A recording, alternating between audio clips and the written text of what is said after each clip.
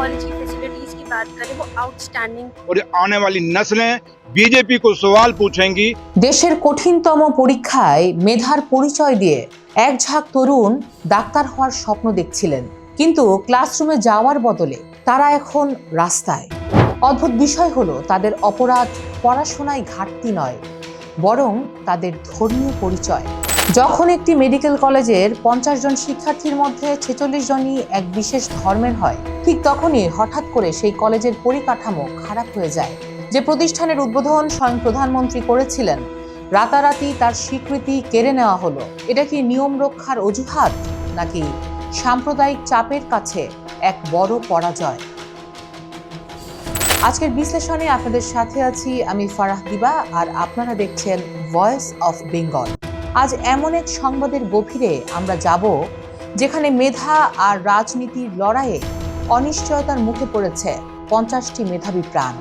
সত্যি কি এক স্বনামধন্য মেডিকেল কলেজ হঠাৎ করে অযোগ্য হয়ে গেল, নাকি সাম্প্রদায়িক চাপের মুখে মাথা নত করল প্রশাসন?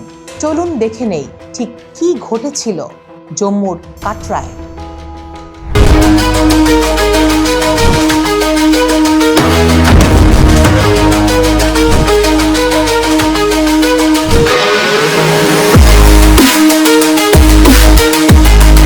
জম্মু কাশ্মীরের শ্রী মাতা বৈষ্ণোদেবী ইনস্টিটিউট অফ মেডিকেল এক্সেলেন্সকে ঘিরে এখন চরম উত্তেজনা। ন্যাশনাল মেডিকেল কাউন্সিল বা এনএমসি হঠাৎ করেই এই কলেজের স্বীকৃতি বাতিল করেছে। তাদের আনুষ্ঠানিক যুক্তি, কলেজে নাকি যোগ্য শিক্ষক নেই আর অবকাঠামো নড়বড়ে। কিন্তু পর্দার পেছনের আসল সত্যটা বেশ তপ্ত। মানেটা হচ্ছে, মুদ্রার উল্টোপিঠ বলছে অন্য কথা। গত কয়েক মাস ধরে বজরং দল আর বিশ্ব হিন্দু পরিষদ এই কলেজের বিরুদ্ধে টানা আন্দোলন করছিল। তাদের আপত্তির জায়গাটি হলো, এবারের শিক্ষাবর্ষে মেধার ভিত্তিতে যে 50 জন ভর্তি হয়েছেন, তাদের মধ্যে 46 জনই মুসলিম এবং 90% কাশ্মীর উপত্যকার বাসিন্দা।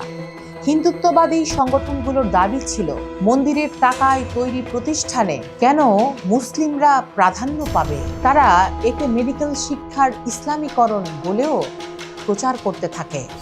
অথচ ভর্তি প্রক্রিয়াটি হয়েছিল পুরোপুরি কেন্দ্রীয় নিয়ম বা নিটের মেধা তালিকা মেনে, যেখানে আইনের কোনো ব্যত্যয় ঘটেনি। আইনত ভর্তি বাতিল করা অসম্ভব জেনেও এনএমসির মাধ্যমে পুরো প্রতিষ্ঠানের স্বীকৃতি কেড়ে নেওয়া হলো বলে বিশেষজ্ঞ মহলের ধারণা। এমনকি মুখ্যমন্ত্রী ওমর আবদুল্লাহও ক্ষোভ প্রকাশ করে বলেছেন, যদি পড়ুয়াদের নিরাপত্তায় না থাকে তবে কেন্দ্রীয় সরকার যেন প্রতিষ্ঠানটি বন্ধ করে দেয়। শেষ পর্যন্ত সেই আশঙ্কাই সত্যি হলো। মেধার লড়াইয়ে যখন ধর্মের পরিচয় মুখ্য হয়ে দাঁড়ায়, তখন ক্ষতিটা আসলে কার হয়? একটি আধুনিক গণতান্ত্রিক রাষ্ট্রে মেধার চেয়ে ধর্মীয় পরিচয় কি করে বড় হয়ে উঠতে পারে? পরিকাঠামোর দোহাই দিয়ে যে 50 জন মেধাবী শিক্ষার্থীর ভবিষ্যৎ অনিশ্চিত করা হলো, তার দায় কে নেবে? এনএমসির এই সিদ্ধান্ত কি সাম্প্রদায়িক বিতর্ক থামানোর পথ, নাকি আগুনের কাছে আত্মসমর্পণ? তথ্যের সঠিক বিশ্লেষণে আমাদের সাথে থাকতে ভিডিওটি লাইক ও শেয়ার করুন। পরবর্তী গুরুত্বপূর্ণ খবরের আপডেট পেতে হলে ভয়েস অফ বেঙ্গল ফলো এবং সাবস্ক্রাইব করে রাখতে হবে, এবং বেল বাটনটি প্রেস করতে ভুলবেন না যেন।